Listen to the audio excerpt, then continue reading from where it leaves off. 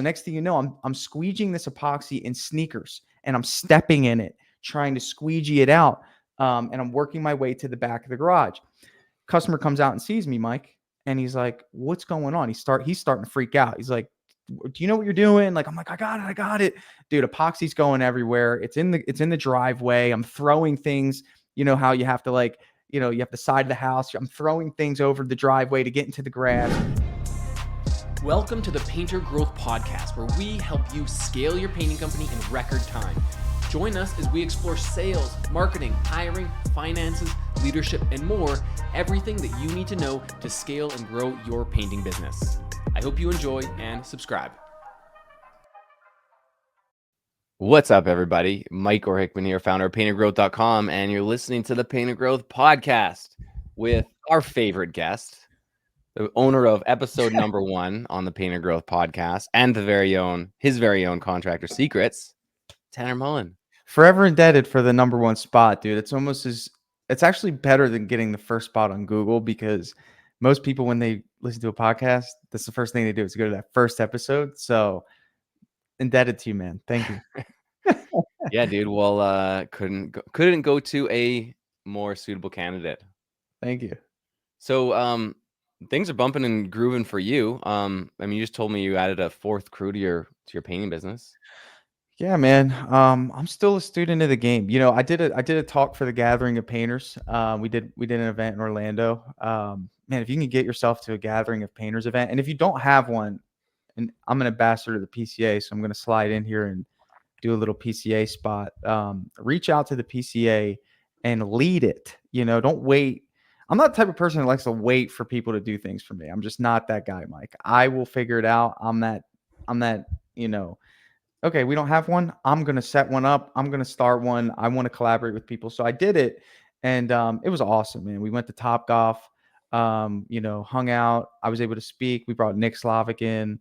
So a great event there. But anyway, the topic that I was talking about was, really just like niching down on a skill set. So what we discussed in my topic was how in house painting, there's like 10 different businesses that you could do, right? You got house painting, drywall, you got exterior painting, interior painting, of course, cabinet refinishing, commercial work. So my topic was like how we just specialize in interior and exterior painting.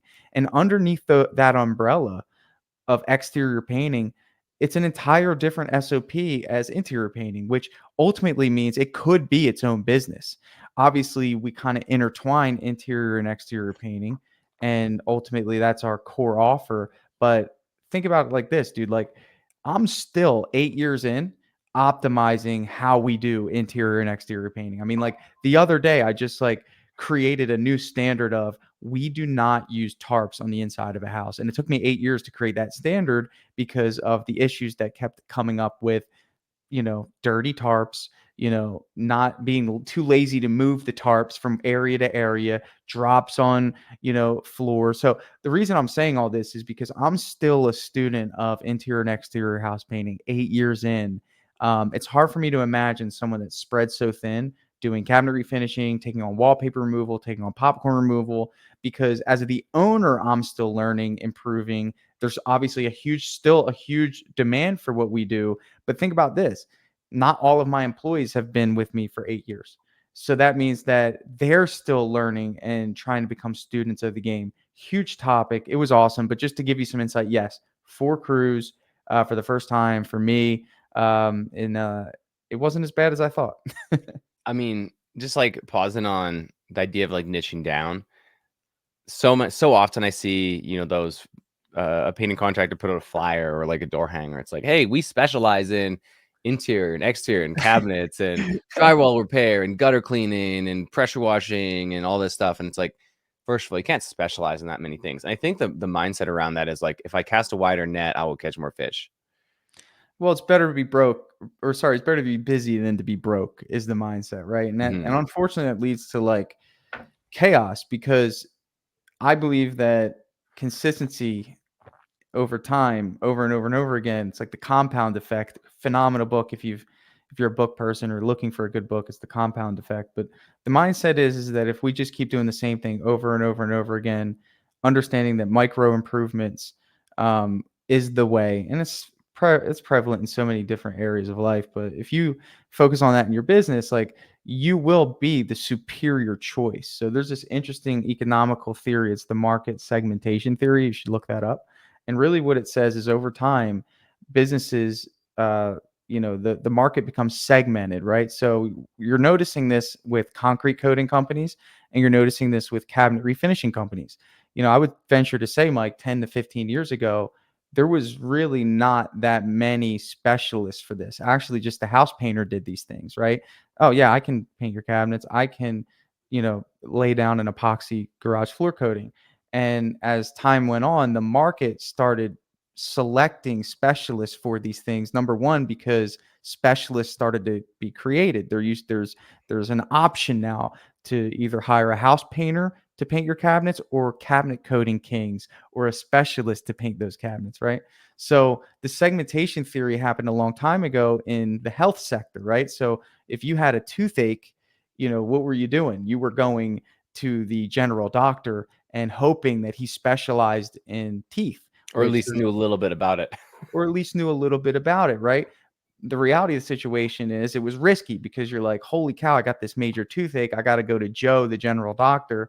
And I heard that Sally had a toothache and he botched it and she's still laid up in bed. So I still have to go to Joe because I have no other choice.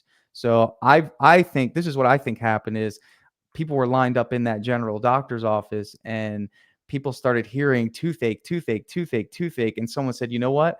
I'm going to specialize in just taking care of teeth because there's enough of a market for it. So then you have specialists on the market side, of course, on the supply side, and then you have customers that are selecting specialists on the demand side. And then what that creates is companies that just focus on a specific niche, and then they can focus on innovating for that niche, which is something that someone who's a generalist cannot do because there's no time to innovate. So let me give you an example. You have cabinet refinishing companies that are innovating using products that house painters haven't even touched yet, right? Like you have the poly 2Ks, you have these processes that are coming up, automating the process of cabinet refinishing. Naturally, the market is going to place their dollar in the best result, even if it costs more. So this Yeah, 'cause the theory, market doesn't optimize for price. The market optimizes for value. exactly.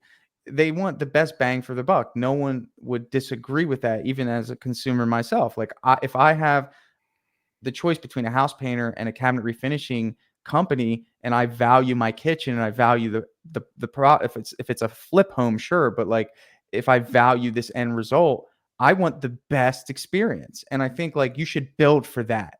I think you see a lot of painting businesses that try to do everything. Like, oh yeah, I do cabinet refinishing. Like, cool, but you don't do it really well. Like you're just like doing it, and they think, well, I don't want to give up, The that revenue. work, right? But there's this concept also in economics called opportunity cost, which for me is a very important concept, because the opportunity cost of taking on that cabinet refinishing job is the house painting job that you could have taken in its place, because you have a capacity of production that you could have used to get better at house painting. So this is a very serious concept, and it's a prohibitor of growth, which you can imagine. I'm sure you run into this as well. I mean, there's for sure what you're talking about in terms of process optimization. Like that's real.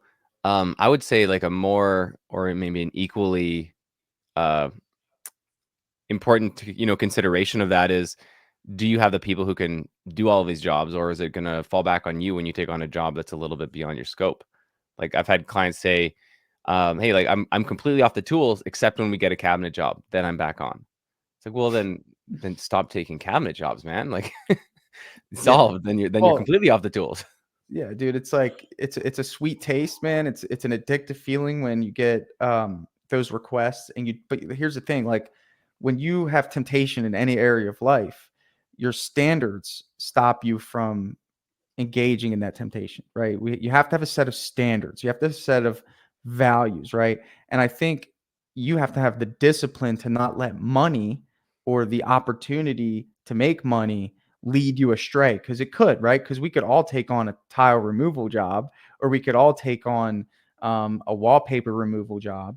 But the subtle job types that are kind of in line with what we do, it's like the general doctor from the 1900s isn't going to mow your lawn, but he'll do something relating to the human body, right? So the painting contractor, he probably won't put a roof on for you, but he'll do something within a scope of 10 different things that seem to relate to painting. And what's interesting is we have a standard that we say no probably more than we say yes, right? So we get drywall requests, and customers get a little frustrated. They say, well, isn't that included in a paint job? It's like, I don't want to do something that we're not a specialist in. I want to make sure you get the best result. I'm not just going to do something just to win your business. And I'm that blunt about it.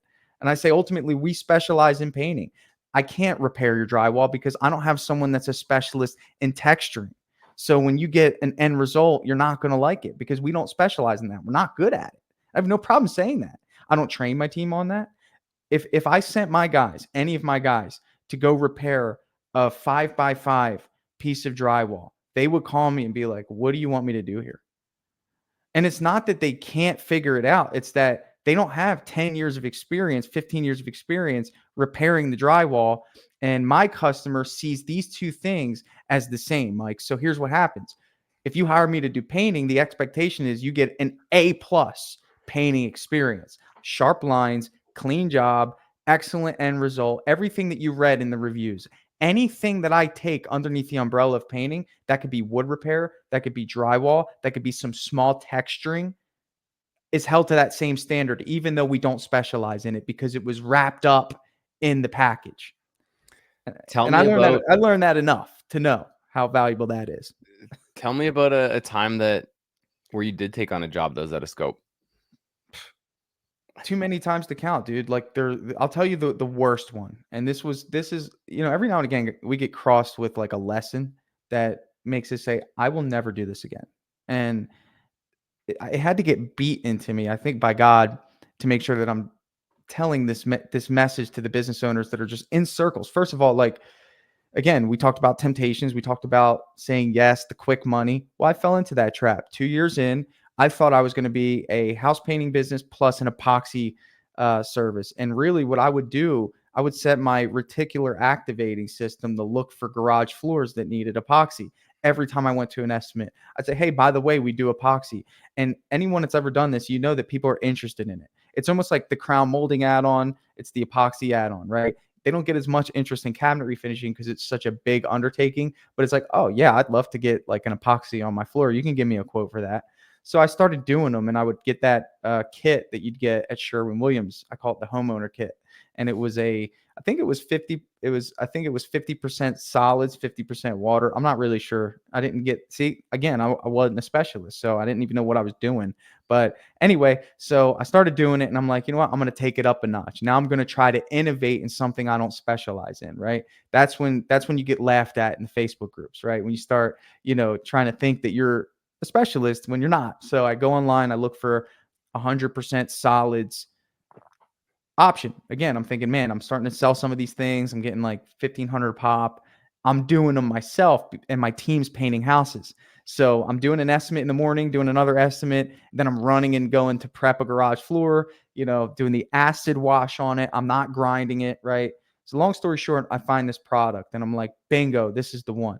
I run into a customer and I say, hey, I have a new product for epoxy. I'd love to do an epoxy garage floor for you. Hey, it's going to be $2,500. I was so confident because I had a new product. I raised the price. I'm like, this is 100% solids. Dude, I'm selling it. I'm a natural salesperson. So for me, like, I can get you excited about anything, but the fulfillment is what matters, Mike. Like, I can get anyone excited. So the fulfillment is what matters. And that's one of my values, is like fulfill to the level that I sell always. So there was always good intent. So I go and I get started. And Mike, this is a 3-car garage, dude. And in the marketing for this product, they had what looked to be like a housewife doing the epoxy. Like, she was like having fun, like squeegeeing it, dude. And like, we didn't have the epoxy groups back then, man. This was like 6-7 years ago. So like, I just like based it off of what I saw on the website, I did my research, which was like 2 nights worth of like You're the reading. contractor watching a YouTube video before you show up on the site. 1000%, dude. I'm just like, I learned about 100% epoxy 2 weeks prior to this, right? So I'm like, okay, I want to level this up. So I get the squeegee, I get all the tools from Amazon, like Popping tags off, new yeah, equipment I on the still on didn't site. really understand this concept. I'm like, wait, you got to squeeze it, dude. I didn't know. I didn't test it on anything but the customer's floor mic. Okay. So as I'm going through this process, I gather all my things. I'm super excited. I pull up to the job in my Honda Accord with everything in the trunk. Okay. This is just hustle 1000 right now, right? I got the AirPods in. I set up the team. I don't even think I had AirPods. I think it was just headphones with the wire. So anyway, so I'm ready to rock, dude. And obviously, if you don't know about epoxy, it has a shelf life. The shelf life is 30 minutes. So what happens is if you don't spread this stuff out in 30 minutes, you're in big trouble. And I knew this ahead of time. Okay. So I'm like, I can bust this out. Like that was my flaw back then, was like overconfidence, right? Just like I could do it. No problem. So this is a 3-car Toxic garage. optimism. Brother, this is a big garage. This garage is probably, I would venture to say, 600 to 700 square feet. It had a small golf cart portion of the garage and had a 2-car, obviously, main garage. Super nice guy, like one of the nicest people I ever worked for. Anyway, so I'm in the garage, I'm prepping it, and by the way, the garage had been previously coated, and I reached out to the company. I said, "Hey, it's been previously coated." You know what they told me? They said, "Get a pole sander and sand it." Okay. Again, I don't know where my head was, but this is me trying to step into an area I wasn't a specialist in. Long story short, I'm working through this garage and I mix up my stuff. Again, I don't even have a drill, dude. I'm mixing it by hand like an idiot. And I'm starting to cut in the perimeter of the garage and I'm noticing how long this is taking. Now, if you've ever cut in with a thick product, it's not as easy as like just running it, dude. You have to lay it in even on a concrete surface. You're just laying it in, laying it in, laying it in. And I would venture to say that I'm 10 minutes in and I haven't even done one side of the garage yet. And I'm starting to panic. And it's just me by myself, no helper. Why? Because I got greedy and my team is working on a house painting job, doing what we're supposed to be doing. And I'm here jerking off trying to get a garage floor done and make 2K on the side. Okay. So I'm working my way through. I probably got the cutting portion of the job done in 20 minutes. That leaves me 10 minutes to lay down the rest of this product.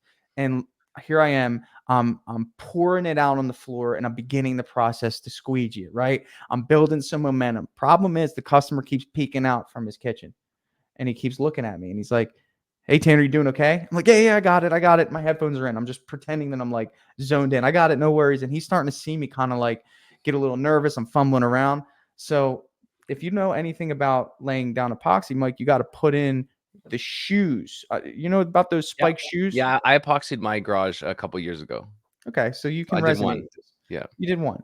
So you got to get the spike shoes. Well, I got the shoes from Amazon and I didn't get the good shoes. I got these cheap plastic shoes that had spikes in them. Okay. Again, this is the problem with venturing outside of the core offer.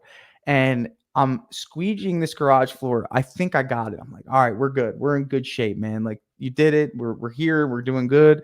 Next thing you know, I see a bolt on the floor in the epoxy that I'm squeegeeing. I'm like, what is that? Why is there a bolt there? Did I not clean that up? I'm like, I got to get this bolt. So I pick it up and the epoxy's like dripping from it and I stick it in my pocket full of epoxy. I'm like, well, that was weird. So I'm squeezing it again and another one. I'm like, what the heck is going on? Why do I keep, and then next thing you know, another one, dude, and another one and another one. There's like 7 or 8 little nuts on the ground, like metal nuts. I'm like, what's going on? Next thing you know, I slip and my shoe falls apart. So now my shoes are falling apart that hold me up so I don't step in the epoxy and they break. So I have no backup pair of shoes. It's just these broken shoes. So next thing you know, I'm squeegeeing this epoxy in sneakers and I'm stepping in it, trying to squeegee it out. And I'm working my way to the back of the garage. Customer comes out and sees me, Mike, and he's like, "What's going on?" He's starting to freak out. He's like, "Do you know what you're doing?" Like, I'm like, I got it, dude. Epoxy's going everywhere. It's in the driveway. I'm throwing things. You know how you have to like, you have the side of the house. I'm throwing things over the driveway to get into the grass. Anyway, long story short, I get to the point where I'm finishing it. It's an absolute atrocity. It was the worst job you'd ever imagine in a garage floor. I'm panicking. I get to a point where it's kind of acceptable to say I'm done. And I said, don't pay me. Let's let it cure for a little bit. It never cures, Mike. It took 3 weeks for it to cure. It was gummy. And that was it. And I had to send my team back. We scraped the whole thing by hand because you can't put a grinder on it. Took a week of scraping. Finally got it to a decent point where it wasn't terrible. And that was the story. And I'll never touch it again. Holy smokes. Yeah, I mean, I've taken on some bad jobs, but I don't know if I can quite relate to that one. It was a lesson, man. It was a lesson, and then from then on, that one. That was a big one. That was a big one. Why don't you think it's set? What's that? Why don't you think it's set? I didn't mix it right. Probably need to mix it for like 5 minutes or whatever. Probably needed a good drill to mix it. This was just me venturing into something I knew nothing about, with the confidence that I knew something about it, without doing the proper due diligence, without respecting that trade, right? Like just kind of, So at that point, man, I'm like, you know what? We're just gonna do house painting, and the path to success. Even though, like, I put up a graphic in the gathering of painters, and you've all seen that like map that says like the path of success is like crazy. It's like this, twirls, and then like it says success, and it's like you went through like hell to get there. And like my thought is like, dude, the path to success in this industry is straight. Like it's just straight and narrow. Just like stick with what you're good at. The market will recognize that you are a specialist in what you're good at. The way I see it, and I wish I had every painting contractor in the room so I could just poll them in my area. I'd be like, what job are you guys working on right now? If you're working on a commercial project, raise your hand. And then like my competitors, like maybe 3 of them would say me. If you're doing a cabinet refinishing job, raise your hand. And then like 4 of them would like raise their hand. Oh, I'm doing a cabinet job. And like, if you're in the middle of a wallpaper removal, raise your hand. Like 2 of them, like if you're doing popcorn, raise your hand. And then like, if I'd say, is anyone just painting a house this week? And it would just be me. And it's like, if you look at it like that, I keep painting houses, interior and exterior. I don't deviate. And then guess what? The availability opens up for me to only take on what I'm good at when their availability is busy and their iteration cycle is really long. So my feedback loop is really quick because all we do is the same thing over and over and over and over and over and over and over and over and over again every time. Yeah, we primarily did exteriors. I remember we did this one marketing campaign where I did a flyer drop to all like the farms around our city. So there was like, I don't know, like 600 or 700 farms. And so I like found their like zip codes, and I made a little flyer saying on the flyer, I thought this was a genius at the time. I said, we specialize in barns. And I had a before and an after of a barn that we painted, and it looked like great, like old and wooden and nice and red and white. And then I added a few features that I thought a farmer would like to see. Tax deductible. We don't charge travel. We clean up, like we'll pressure wash. We do scraping, insured and all that stuff. And I sent this flyer out to these 600 farms, and I got like, I don't know, like 8 or 9 barns out of it. Yeah. And a barn is like a 20 or 30K job. I So love this is it. like Yeah, they are. hundreds of thousands of dollars of work. Yeah. And we just cleaned up barns for like 2 months straight. I would Yeah. just send my guys out. They would scrape for a day. They'd load Dude, on like, the product. and guess what? On barn 9, you probably were more efficient than barn 1. Oh yeah. And They're dude, great. I mean, this is such a like we have a finite amount of time that we can contribute creativity to our craft. Like in Dripjobs, like right now, because of like the way that we're growing, like 90% of the time is working on what we have and fixing what we have and iterating what we've built and like refining what we've built. The other 10% is for creative process for the future, right? And it's like in your painting business, like if you're not in a position where you have the luxury to just sit in your office and just like draw some stick figures and some circles and some graphs, like, and play with a mind map on like what the heck the plan is for the future, but more importantly, how you can get your jobs done faster and more efficiently for everyone involved, and how you can create efficient processes for your team, and how you can increase communications and how you like that's the role of a CEO. I think it's the chief efficiency officer. Get rid of the executive title. We're not there yet. We're just trying to maximize the efficiency of the business, how quickly we can collect the money.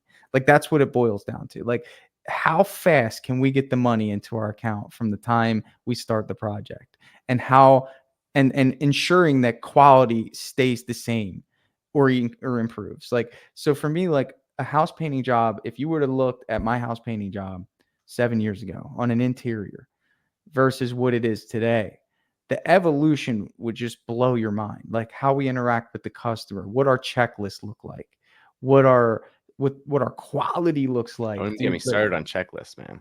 Everyone needs checklists. gotta have checklists. Have you looked into company cam for that? Have you I haven't seen seen. what they I are?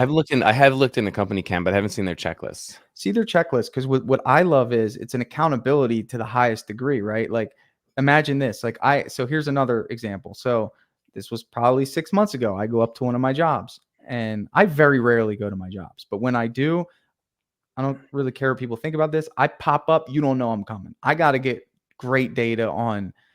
I want to see what's going on without you knowing I'm coming. Like that's just how it is. Like some people say, give your guys a heads up.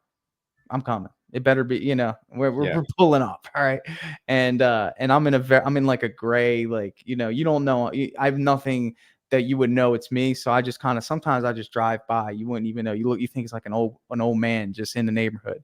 So anyway, so I go to one of my jobs and dude, there's trash everywhere. Like it's like the Gatorade freaking bottle. Nothing upsets me more than a messy job site, dude. So I go there, I got a Gatorade bottle on the floor. I got like a Hardee's, fast food bag over there. And I go to the project, man. I'm like, dude, what are you doing? Like, this is not our standard. Like, first of all, like, is this your standard? Because if it is, like, we need to we have to talk. Like, oh well, I didn't have the trash can. We've been so busy. It's like, what do you mean I don't have a trash can? I go into the van, there's that collapsible trash can. I'm like, you just didn't set it up, dude. Like, what's the issue? Right. And then I thought to myself, like, I always refer to this. Everything's my fault. Everything. Absolutely everything. Complete ownership. 100% accountability. I love it. put you in Yeah, this position. You didn't have something to hold you accountable. And I'm sorry for thinking that you could hold yourself accountable, but guess what? I just remembered you don't own the business. You have no ownership responsibility. You don't make any profits, and you are here under a certain threshold. And I have to understand that you need leadership and you need accountability. That's just the way it works. So I go to Company Cam, and they have a checklist that requires them to take pictures before they can check it off. So what did I do that night? I put our SOP in that Company Cam checklist, and every day they go in and we have a pre-job checklist. Set up job site trash can. Take a picture of the trash can. I got pictures of trash. I got 4 pictures of trash cans today. I put yard sign out. Take a picture. Whatever the other things are. Oh, mask screens. That's another thing, dude. You know how much paint we've got? You know how many screens I've had to replace? Like exterior lanai screens, because they didn't think they needed to put plastic over the screen. Plastic on screens. Take a picture. Caulk windows. Take a picture. Everything. They have to take a picture of everything. Haven't had to go back. I mean, checklists are good enough for pilots. You ever see a Oh, pilot start up an airplane? They have like 100 checklists that they go through. Those are mission critical, right? So dude, what are the mission critical things on your job site that are it's non-negotiables? I mean, that's got to be that's got to be implemented like now, like because again, like understanding extreme ownership and also understanding human error. People like have their own stuff going on. Like they're not going to remember the SOP every single day, especially like we talked about. Like think of, dude, this topic is so good, man. It's like I'm still figuring out how to paint interior and exterior house painting jobs. Just to give you context, we're inching toward 2 million in revenue. And all we do is interior and exterior painting. And I'm still learning how to do it better than I did yesterday. So the thought is that if I wasted my time taking on anything outside of that, whether that was cabinet refinishing, that would just slow us down. That would deviate us tremendously. And the market wouldn't value us because guess what we can say? All we do is exterior and interior painting. We've mastered this process. I mean, it makes so much sense when you think about it this way. I want to go back actually to the extreme ownership thing, because it's such a valuable topic. We've talked about it before on this podcast. But like, I love that the concept of everything is your fault, right? The way that you articulated that was actually really great because yeah, how did you let that painter down, in terms of not giving them the coaching or the leadership? I think most contractors, most business owners don't don't possess that level of leadership or that capacity or like feel the need to learn how to become that level of leader where they can hold people accountable. So when their team eventually, inevitably screws up, they blame the team member, and then that causes fragmentation within the company and people not showing up and people wanting to be late and not respecting the job. Whereas if you actually take that full level of ownership, um, you'll get so much more respect from your painters and you'll get so much more out of them. I mean, there's a certain threshold of like you're taking advantage of me or you just need more guidance and you have to determine the difference between the two. I'm learning how to do that. I think I have too much empathy, way too caring, love people way too much, understand that some people struggle mentally, and also understand that the pressures of society uh, creates chaos and stress. And what I try to do in my job sites is create peace. And I have my team tells me like they come to work to decompress from life. That to me is a wonderful compliment. Like that what I create in terms of an environment provides that level of peace for others. But here's the deal: you can't. You have to know who's taking advantage of you, and you have to know who's not. And and that's so hard. Like especially because I ended up letting that guy go, by the way, because after the system was implemented, I had the leverage to let him go. And it wasn't based off of the like before without a system, there'd be no accountability metric. So it would just be based off of feelings. And then I would doubt my decision to let someone go. And be like, was I fair there? And it's a big deal letting someone go in this industry, dude. Like it's not easy to get a job, like to get a job. Like it's not easy to find a good place to work. Like think about it this way. Like most people are paycheck to paycheck.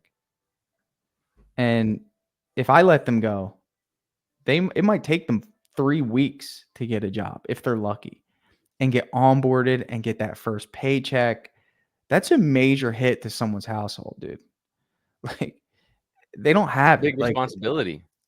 yeah, like, I don't take letting people go lightly. I just understand that I need to take hiring more seriously so I can avoid that at all costs. Like, I do not wanna let people go because I know what it's like to struggle. I know it's like not to have money, and imagine having a family. Like, I don't my only experience of not having money was when I was single, and the only person that paid for that was me. But these people that I'm bringing into my business have kids, they have a spouse, they bought a house. The rent is through the freaking roof more than it's ever been.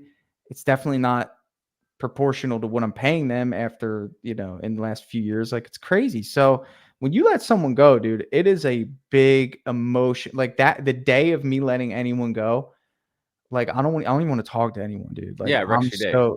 it ruins my day because I brought them into this world. I had to let them go. I had to feel their anger and their pain through the phone or however I let them go.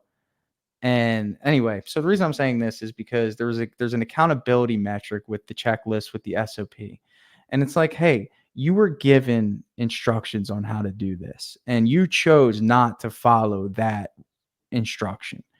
Therefore, under those circumstances, I have to let you go because those instructions are in place to ensure that we create a consistent result for our customers. And I've given you the opportunity and you failed to meet those obligations. And that's that. And like, done. You know what I'm saying? Done. So I think like there's so much, this is so deep. I don't even know where we got, but I'm just letting you know, those listening, is that I know that there's somebody listening that has no SOP, no checklist. Can I give you full transparency here? I just made my interior SOP 2 months ago after 8 years. What caused you to decide to do it now? Because I was lazy. I mean, what And was there an event that made you say, okay, now's the time I got to do it? it was my inability to hold others accountable. It was, hey, this is like, for example, we caulk and tape trim. Like the SOP was known verbally, right? It's like, hey, this is how we do it. And I relied on the expertise of the crew leaders to implement those. It's like we just try to operate at the highest standard, which is caulking and taping all the trim, putting paper on the floors. And there was one instance where a customer called me and said they don't even have tarps on the floor. I'm like, what? Like, and I called my manager and I said, what's going on? He's like, oh, well, you sent me over to this job to get started and the van is at the other job. So I just started rolling the wall. I was super careful. And in my head, I'm like, brother, I don't care if you're Picasso. Those roller splatters are somewhere. And if I get a magnifying glass, I'm going to see them. But that's not the issue. The issue is that the SOP needs to match the agreement of the sale. So when I went in or Chris went in and we outlined what they can expect, hey, we're going to put paper down. We're going to be clean. We're going to show up with 2 or more painters at all times. When I send one guy over there to go get started and there's no tarp, they're thinking, what is going on? There was a disconnect. The expectation wasn't met. So that's when people get frustrated. So at that point in time, first I had to sit and be like, okay, I need to get this SOP out of my freaking head, stop being lazy. And I actually used ChatGPT. Like that was like pivotal for me. Cause like the thought of writing out a freaking SOP, I don't think like 1 out of 100 would be like, oh, I can't wait. Like, it's like, dude, it's gruesome. You don't want to make a mistake. You don't want to freaking, so like you got to come up with the outline. So I just went to ChatGPT. I'm Yeah, like, it's exhausting. it sucks. So I went to ChatGPT and I'm like, hey, write me an interior SOP for house painting. These are some of the things that I want to make sure are in there. Caulk and tape all the trim, paper on the floors. Brother, I mean, and it just whipped it up, dude. And I'm like, cool, I have a canvas. That's all I needed. Then I plugged it in to the dock, cleaned it up, boom, boom, boom, boom, put the logo, done, had a meeting with the crews, printed it out for each person. This is what the standard is. This is what you will be held to. Done. Do you know what that made me think about when you're like, our previous SOPs, everyone knew them and they just like relayed them verbally to the painters. That just Right. reminded me of like ancient storytelling, right? Like think about It what happened. changes over time. Yeah, yeah. You tell stories generation to generation, and then they just change over time. And then it wasn't until like, it got like we got like cuneiform or like ancient writing, and that's when stories started being more consistent, and then like there was like the Gutenberg Bible and the book press, and like now we're communicating effectively among like many people.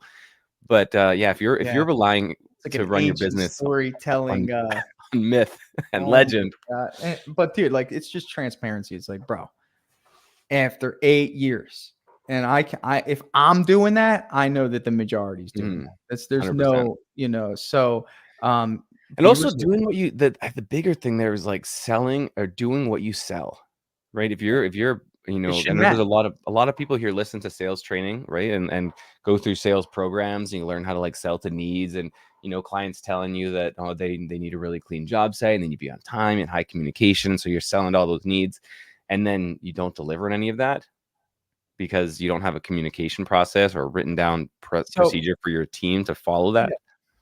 So here's a thought.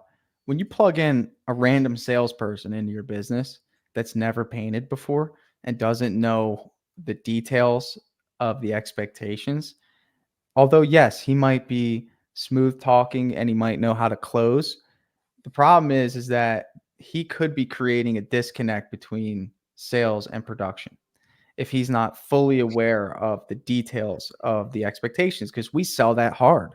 Like my salesperson has never sold anything in his life, and he consistently generates all of our sales. I don't do any estimates. He does them all. We send the estimates at this point from the office. Now, I know that there's a strategy of closing on the spot when you are in hustle mode or when you're trying to like really like dig down. We're just at a point now where we don't really need to do that.